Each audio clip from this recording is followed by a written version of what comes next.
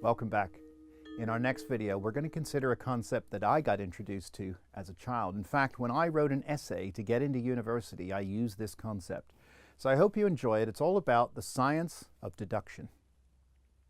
For my final demonstration, I want to share a little something with you. We talked in the beginning about how we know what we know. Is it through observation? Is it through belief? Is it through reason? A lot of what we do in the academic world is an application of reason to big problems. And we also collect information. We have some psychology students, some math students here, some biology students, some chemistry students. And through all of that, we may be exercising what we call deduction, or the deductive approach. And as a young person, I read all over the place. I read lots of books, and I came across this idea of the science of deduction, best articulated by the most rational mind who never existed. And that was, of course, none other than Sherlock Holmes. An incredible rational thinker, obviously dreamt up by Conan Doyle, and Conan Doyle was a doctor, and one of his doctor professors, Dr. Bell, told him how you could look at people and read them by their body language and the sorts of things like that, and understand things about them. Conan Doyle was really influenced by that and decided to write the great detective stories. And of course, he created this extraordinarily rational mind. And in the study of Scarlet, which is one of the first serialized stories that ended up in the Strand magazine, there's this introduction of the idea of the science of deduction. And in there, he develops this idea throughout the stories. And my favorite application of the science of deduction is in the story called The Man with the Yellow Face. And one afternoon, Holmes comes back. He's been out in London somewhere, comes back to the flat on Baker Street. And Watson's there and says, there was a gentleman who called for you today, but he's left his pipe on the mantelpiece. And Holmes picks up the pipe and he looks at it and he says, oh yes, he's about 6'3", he's reasonably strong, he's wealthy, and he's left-handed. And Watson says, how on earth did you know that? And he said, he says, let me tell you. He says, when I look at the pipe and I look at the stem of the pipe, it looks like someone bit the stem of the pipe on a regular basis, which suggests to me they have a strong mandibular joint and they're a strong person. But those cracks that formed in the stem of the pipe have been filled with silver, which suggests the person who owns that pipe is of reasonable financial means. And the quality of the tobacco within the pipe also reinforces this idea I have about his personal wealth. He says, that's very interesting, but what about the 6'3" and the left-handed bit? He says, you'll note there's a burn on the side of the pipe, which suggests to me that he lights the pipe on the gas lamp, and one has to be rather tall to reach the gas lamp. And the burn on the side of the pipe suggests to me that he lights it with his left hand. That's wonderful, isn't it? That's fantastic. What a great kind of explanation of how you reach that conclusion. And I've been thinking about Holmes for quite some time, and I thought, was that really the application of reason and the science of deduction? Or was Holmes just a magician? Did Holmes actually see the man as he left the flat and made up that whole story, convincing Watson that he had these wonderful powers? So was it deduction, was it deception, or was it something else? So I'd like to explore that idea with you now about deduction, deception, and something else. You may be familiar with the popular game called Clue in America, or Cluedo here in the United Kingdom. And I've manufactured something that looks roughly similar to that. You'll know in this game that there are different choices one can make in the game.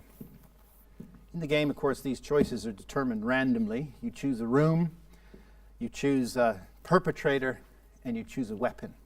So I thought we could recreate that game here and maybe explore this idea of the science of deduction, or the power of deduction. So let me start. It's a bit like our little Cluedo cards here, but you get to be a bit more actively involved. Let's see, you sir, what's your name? Matt. I'll give you a pencil and a card. If you look at that design of the manor house, the building, etc., think of one of the rooms. You can have the kitchen, the ballroom, the library, the billiard room, the study, the hall, the dining room, etc., or the lounge. You're free to choose absolutely any room. Now, while Matt's doing that, The second choice that needs to be made is a set of perpetrators. We've got Mr. Caswell, Mrs. Kelly, Mr. Rothbart, Miss Arndt, Dr. Bolsover, Mr. Dunford, Mr. Penlington, Mrs. Elias, Dr. Stetson, Dr. Cushman, Mr. Grossberg, Esquire, must be a lawyer, Mrs. Lyon, Mr. Cassidy, Ms. Wise, Reverend Hilford, and Mrs. Rhodes. Looking at those names. Hello, what's your name? Shagutsa? Yeah. Nice to meet you. I'll give you a card that you can place, write a name of one of the perpetrators on that card, and then put it in the envelope. So, Matt, have you, you've written someone down. Okay, could you fold, yeah, you haven't chosen yet. Not someone, a room. You've written a room down, is that right? Okay. Fold your card in half. That's great. And you're happy with your choice. And you remember the choice that you made, is that right? That's great. If you could just lick that and seal it off, that would be fantastic. Now, the third choice we have, beyond the perpetrators, have you selected one? You have. Excellent. Is the choice of weapons. I've expanded the list here to include many more weapons than in the game, but as you can see, they're quite brutal. We have a lead pipe, we have a rope, a knife, a gun, a candlestick, a machete, a garrote, a baseball bat, a truncheon, harpoon, sword, axe, pike, brass knuckles, brick, and a halberd. My final participant here, I'm looking to see who we might have. We'll write this down. And again, like we've chosen our building, room, and our perpetrator, the weapon. Could you write a weapon down, sir? What's your name? Oliver. Oliver, great. Write the weapon down. So, Matt, you have a room. You have a perpetrator. Excellent. And pretty soon we're going to have a weapon. May I have your envelope, please? Thank you very much. And the pencil. Thank you very much. Oliver, how's it going? Done? Awesome. Thank you very much. And you have yours and the pencil. Wonderful. Okay. So, 3 choices, perhaps randomly, not randomly made, based on our game. Now, I've been watching you, Matt. I've been watching you in your choices and how you've been observing the proceedings today. So, let us first think about the room in which our crime, our murder, has taken place. Think of the room. Have you ever had your mind read? Matt? No, you just have. How did it feel? It didn't.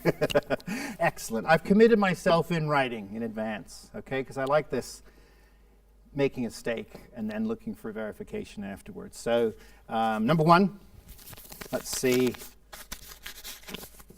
if I was correct. You wrote the hall, is that right?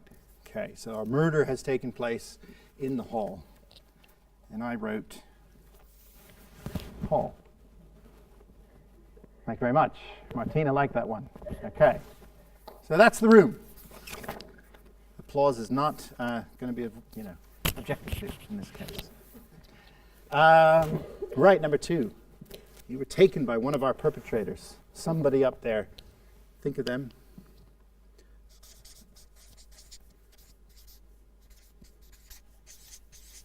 Think of, I think I've got it.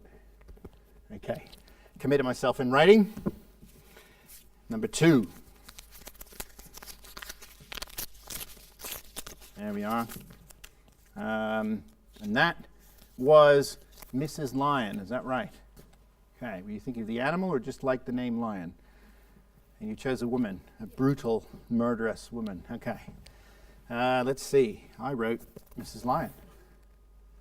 Thank you very much. Okay. Oliver, concentrate very hard on the act of murder itself. Okay? We have a room. We have a perpetrator. You didn't know the room. You didn't know the perpetrator, but you had a good idea of how to effectively kill someone. Is that correct? At least in your imagination. I mean, you're recording, so I'm not going to say I've got a good idea of how to kill someone. You won't declare. You can always, declare the fifth if you like. Okay, fantastic. Does that mean anything to you? Yes, okay. I know can do. Maybe draw a picture. No, that's not going to work. I'll start over. I'll tell you what. I've got it, Oliver. Just write that down in big letters, and then we'll clarify with you. You wrote down,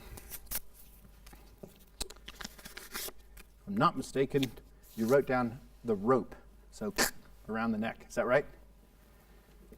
And I wrote down rope. Thank you very much. So, the science of deduction is all about using facts about the world that we know to say facts about the world that we do not yet know. Some people also call that inference. Making assumptions, drawing conclusions, the use of the mind, and the power of deduction. I hope that you have enjoyed the demonstrations today, and I hope to see you in the future. Thank you very much.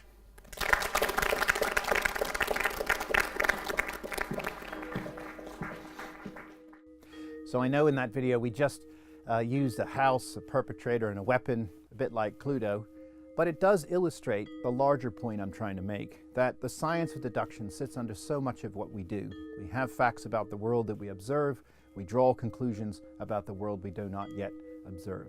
And that science of deduction sits under so much of what we do. So I hope you have enjoyed this sequence of videos where not only have I shown you how magic can be used as a medium of larger communication, but the fundamental ideas that we explored from one video to the next. Thanks for watching.